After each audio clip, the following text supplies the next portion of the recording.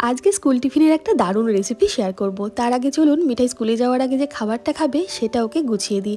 গরম ভাতের সাথে একটা মাছ ভাজা দিয়েছি, আর এখানে নিজেদের গাছের পেঁপে আলু সেদ্ধ করে নিয়েছি প্রেসার কুকারে।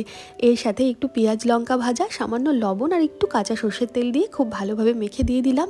এই চিমচাম খাবারটা খেতে ও খুব পছন্দ করে, এটা একা হাতেই খেয়ে নেবে মাছটা বেছে দিলে। গরম ভাতের সাথে একটু ঘি দিয়ে ওকে খেতে দিয়ে টিফিনটা তৈরি করার জন্য একটা কাঁঠালি কলা ম্যাশ করে নিলাম, 2 চামচ মতন গমের আটা, অর্ধেকটা গাজর একটু গ্রেট করে দিয়েছি, একটা ডিম ফাটিয়ে দিয়েছি, আর ডিমের কাঁচা গন্ধটা যাতে না আসে তার জন্য একটু দারচিনি গুঁড়ো দিয়েছি, আর একটু গুঁড়ো দুধ দিয়েছি। এটা সম্পূর্ণ অপশনাল, চাইলে দেবেন, না হলে গুঁড়ো দুধটা স্কিপ করতে পারেন।